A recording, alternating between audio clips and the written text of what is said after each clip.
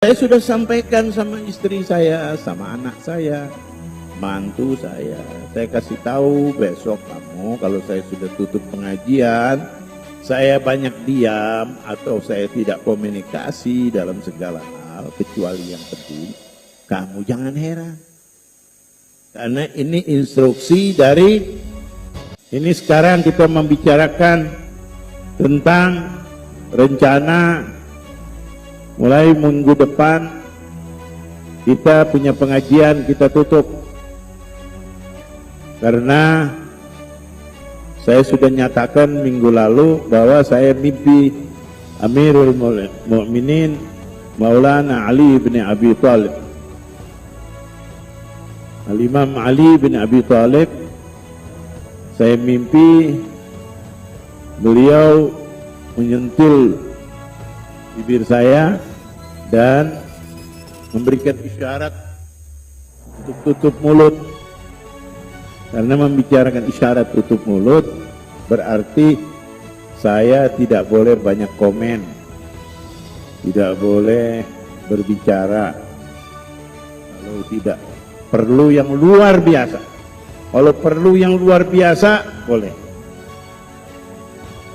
Lalu saya minta kepada beberapa tokoh-tokoh guru-guru saya yang ada di Zabit yang masih hidup, mereka ahli dalam ilmu ahlam dan ilmu ta'birul ahlam, dan juga mengerti ilmu falak. Saya telepon, saya minta tolong ditakbirkan ini. Dia bilang, yang pertama, kamu tidak boleh bicara kalau tidak penting. Satu. Yang kedua, saya bilang saya ada majelis saya ribuan yang hadir. Dia katakan majelis juga ditutup karena ilmu yang kamu sampaikan tidak mustawa sama murid. Murid kamu semua, dia katakan tidak mampu menerima pengetahuan yang kamu kasih walaupun benar dan bagus. Mereka itu bahkan ilmu yang begitu bagus bisa menimbulkan kesombongan kepada sang murid. Memang banyak murid saya angkuh, ya, angkuh banyak murid saya. Saya sudah coba untuk merubah, tidak bisa. Sehari berubah, seminggu datang kumat. Ya.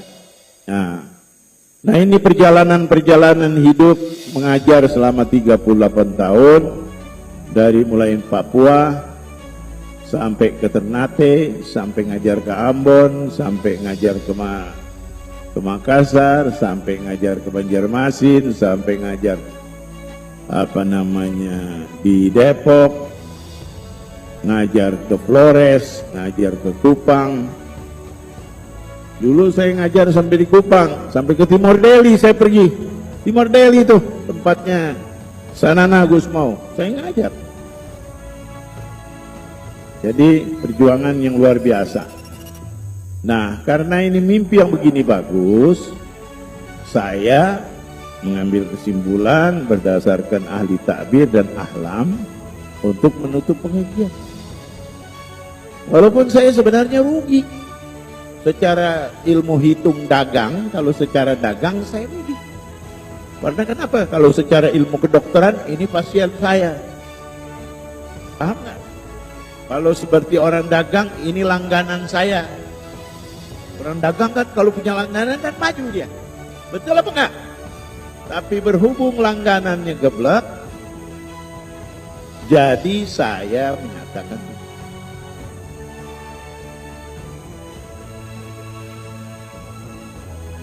ilmu yang begitu bagus bukan jadi baik, malah jadi brutal, malah jadi keras, malah jadi kasar. Ya.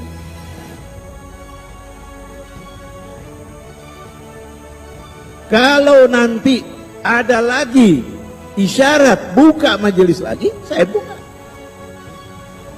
Kalau ada, Tapi kalau nggak ada, sampai saya tutup mata, ya saya nggak berani. Nggak berani. Saya bersyukur, walaupun saya merasa itu teguran dari Amirul Mukminin Maulana Ali bin Abi Thalib, saya tahu. Dalam takbirnya itu, saya harus tidak boleh berbicara kalau tidak penting.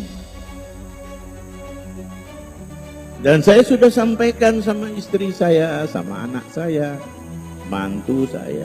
Saya kasih tahu besok kamu kalau saya sudah tutup pengajian, saya banyak diam atau saya tidak komunikasi dalam segala hal kecuali yang penting. Kamu jangan heran. Karena ini instruksi dari pintu ilmu. Babul ilm. Amirul Mukminin Ali bin Abi Thalib kasih saya. Saya merasa bahagia. Di satu segi saya merasa rugi. Meninggalkan majelis yang begini besar. Murid yang begini banyak. Orang semua ustadz kepengen punya murid banyak. Wah ada. Apalagi makin banyak dia makin goyang-goyang kayak Gatot Kaca. Paham nggak? Alhamdulillah murid saya ada di dalam 7 provinsi, ya, tidak kurang, ya, di mana-mana murid saya. Allah.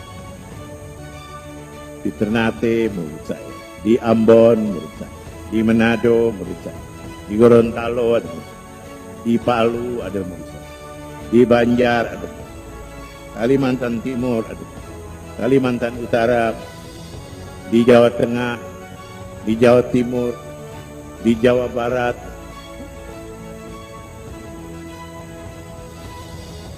Saya dai yang tidak pernah profit, tidak banyak action, seadanya, ya. Sebab ada prinsip yang saya dapat dari Al-Walid Abu Al-Maliki. Yang penting kamu punya ilmu bermanfaat buat manusia.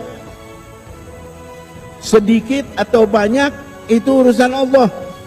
Tapi semakin banyak kamu punya murid, semakin kamu berfaedah untuk kamu punya diri yaumul akhir. Paham nggak?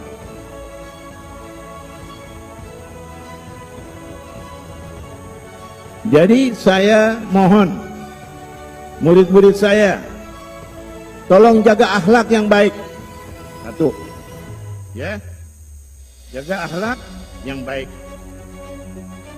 Ya, yang kedua, ya,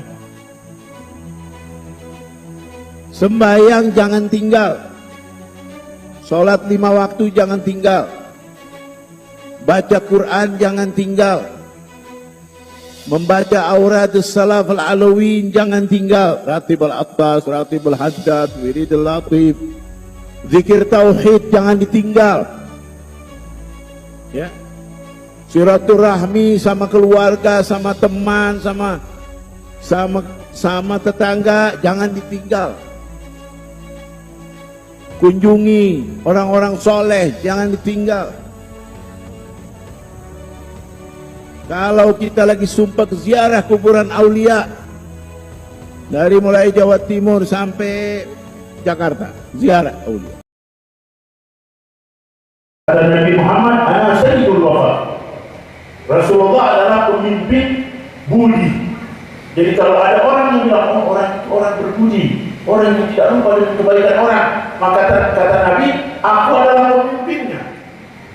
Kalau ada orang bilang, orang itu paling baik di kota Kalimantan, kata Nabi, aku adalah pemimpinnya.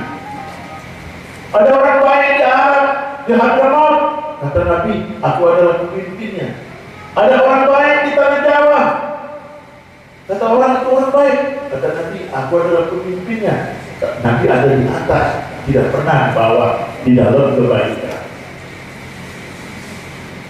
Abu Lahab musuhnya Allah kan? Ibu-ibu, Abu Lahab musuhnya Allah kan? Hah?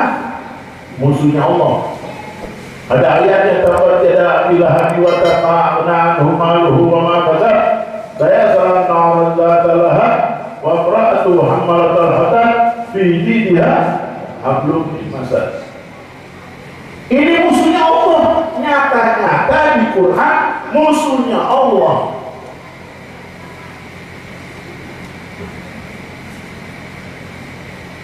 Datang berita bahwa Abu Lahab meninggal, mati dalam peperangan, terbunuh. Sahabat semua gembira. Berita itu sampai kepada Rasulullah SAW. Ya Rasulullah, musuhmu dan musuh Tuhan telah mati hari ini. Kata Nabi, siapa? Abu Lahab. Nabi menunggu. Kenapa kamu menunduk ya Rasulullah? Dia bilang, orang ini telah berbuat baik kepada aku. Kata sahabat, kapan dia berbuat baik? Dia musuh. Katanya Nabi, kamu tidak tahu, waktu aku lahir, budaknya dia disuruh pergi melihat kepada ibuku, apa aku sudah lahir atau belum. Jadi budaknya pergi ke rumah ibuku, melihat aku sudah lahir. Lalu si budak lari ke tuannya. Tuannya siapa? Abu Lahab. Hai tuanku, sesungguhnya Aminah telah melahirkan anak laki dan telah diberi nama oleh kakeknya Abdul Muttalib dengan nama Muhammad. Langsung Abu Lahab bilang sama dia, aku bebaskan kau dari perbudakan. Jadi dibebaskan dari perbudakan karena budi baiknya kepada Nabi. Ini musuhnya Allah. Di dalam hadis Bukhari, Abu Lahab itu setiap hari Senin dikasih air oleh Nabi di dalam neraka. Nabi tuangkan air. Setiap hari Senin, datang hari Senin, Nabi tuangkan air kepada Abu Lahab. Karena Abu Lahab berbuat baik kepada Nabi Muhammad dibalas. Jadi kita ini, kalau ada orang berbuat baik, kita harus bilang baik, harus bilang terima kasih. Ya, jangan kita lupakan. Karena nanti kalau kita lupakan, keberkahan itu diangkat oleh Allah. Siapa yang tidak berterima kasih kepada manusia, pasti dia tidak terima kasih kepada Allah.